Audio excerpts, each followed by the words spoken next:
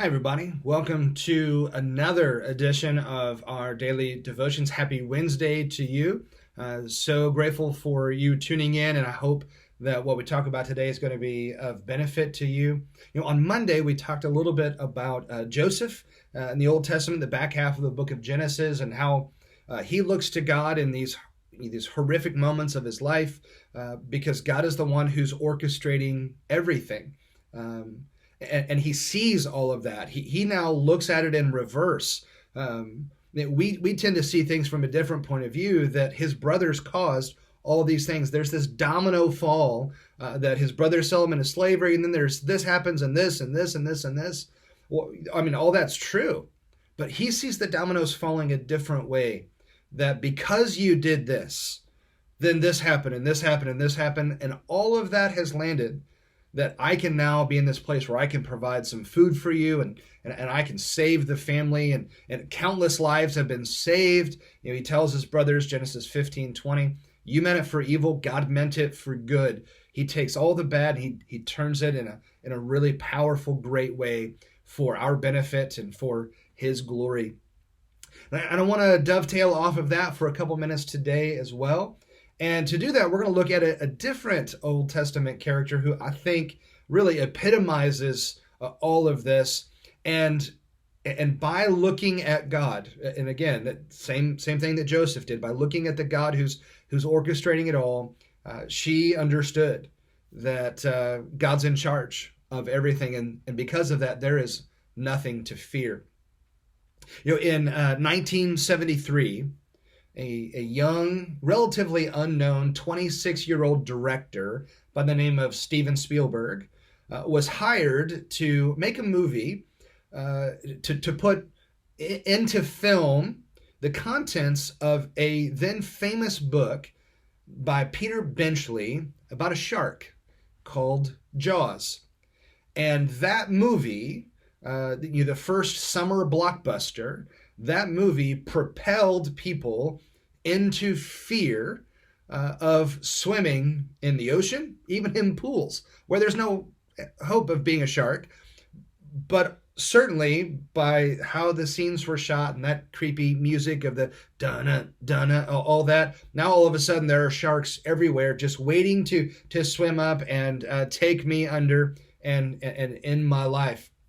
The movie was so scary that even to this day, millions of Americans panic when they have a thought that there might be a shark, beneath their feet somewhere in the ocean. And this persistent shark phobia keeps a lot of people away from even the beach area. And I'll be honest, I'm one of those. I have an irrational fear of sharks.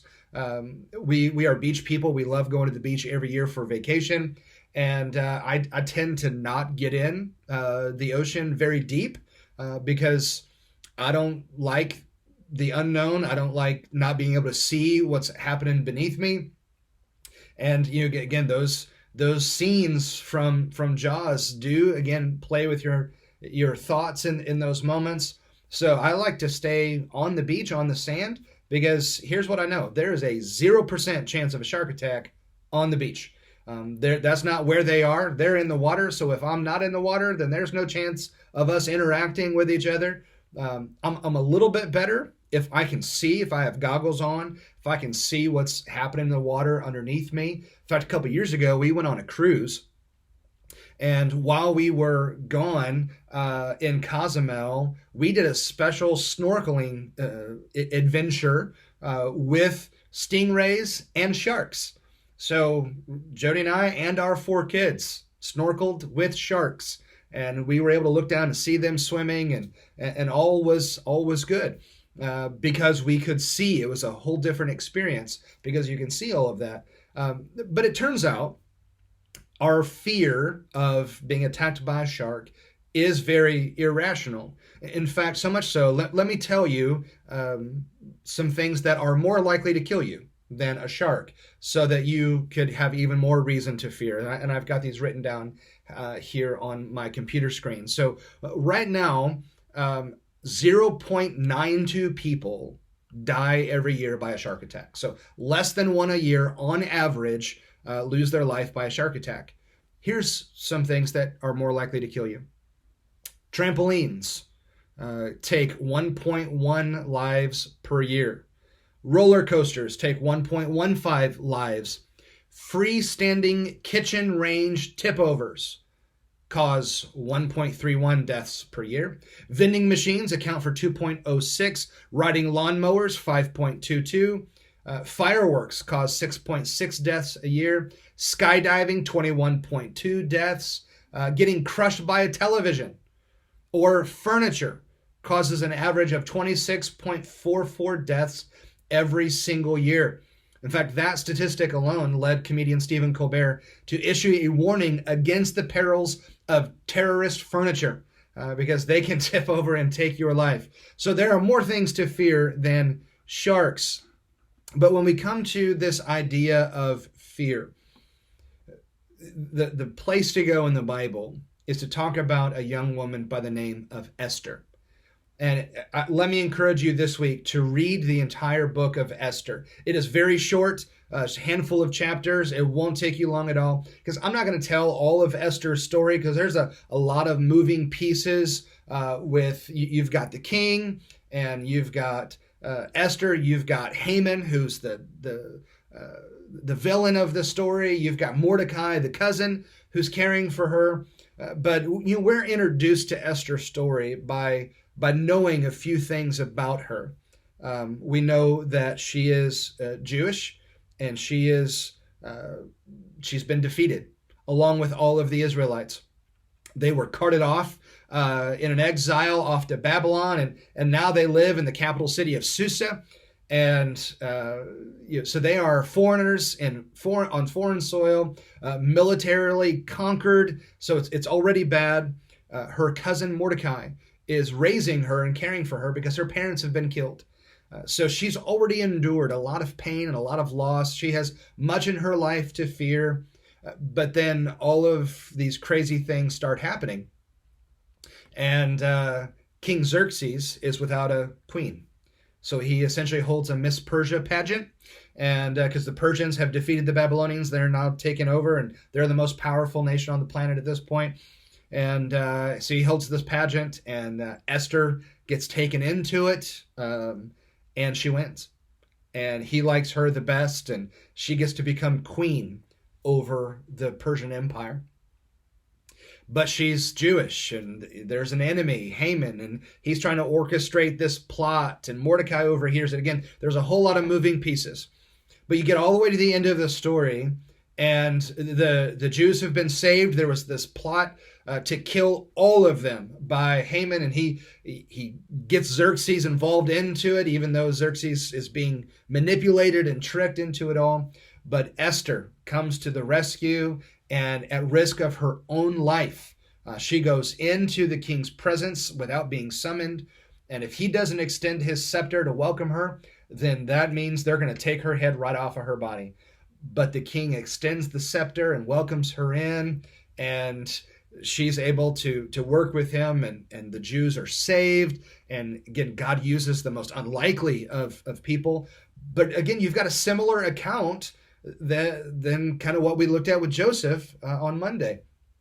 You have this Jewish woman who's very unlikely to be used because she's a woman in a patriarchal culture. She's a foreigner. She's been militarily conquered. Yet God has orchestrated all of this, and there she is now as queen. She's now in this position to save, and God uses her in mighty and powerful ways. But one of the interesting things about the book of Esther is God really isn't mentioned in the book. He's not spoken of directly, and that's okay. It's kind of an interesting thing to read through the story and see that God really isn't talked about. But God's everywhere in the book because his fingerprints are all over the entire account. Well, how could this be? And if you read through the story to see how all of this orchestrates, again, the entire nation of Israel, just as it was with Joseph, all of God's people, the family of faith has been saved. Well, how did this come about? So I wrote down a list of different things that happen during the story where It just so happened to go down this way. It just so happened that Esther was born where she was and when she was, so that she was the right age for all of this to go down. Just so happened that Esther lived in Susa, the capital city. It just so happened that of all the women in the empire, she was chosen to be in the Miss Persia pageant. It just so happened that she was favored by guards and she received special treatment. It just so happened that Xerxes liked her best and made her queen. It just so happened that Mordecai, her cousin, was the one sitting at the gate and he overheard the assassination plot against Xerxes. It just so happened that Esther's attendants saw how upset Mordecai was and told her about it. It just so happened that Mordecai would say exactly what he said to her, and he convinced her to go to the king. Who knows, but that for such a time as this, you've been called to this purpose. It just so happens that Xerxes did extend the scepter to her and welcome her into his presence. It just so happened that Haman, the villain, built gallows 75 feet high to hang Mordecai.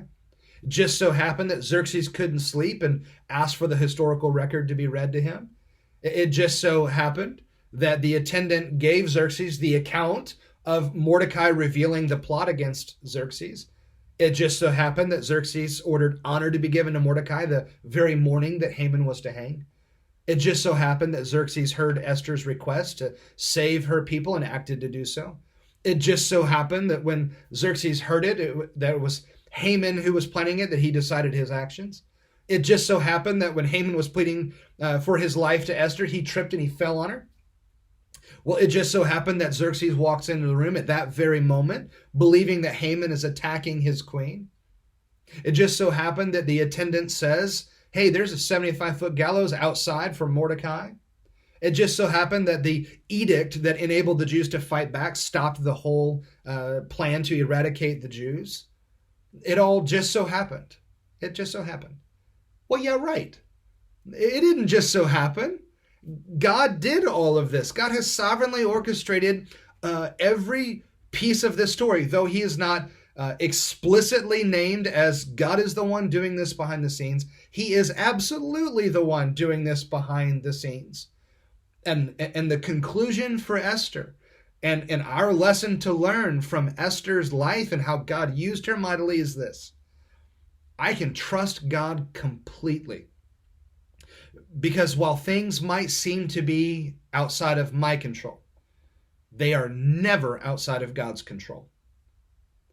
And friends, I think that's why right now there's a lot of people who are overwhelmed by fear.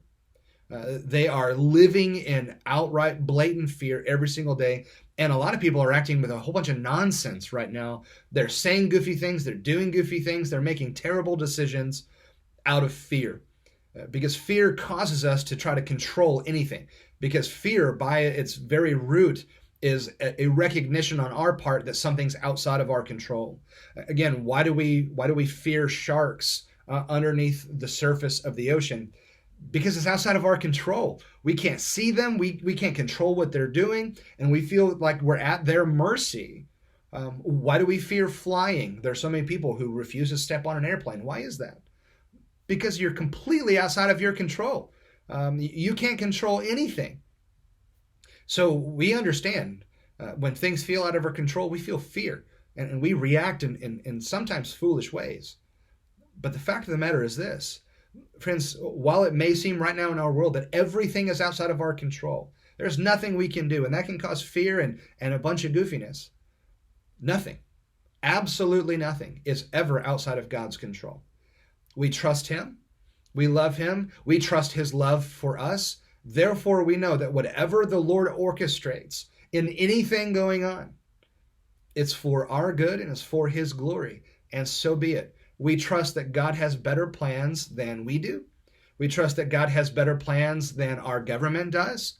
God has better plans and the power and the sovereignty to actually make it happen. I don't have that power. Our government leaders don't have that power, but our God has that power. And it's in that we trust. It's that eradicates fear.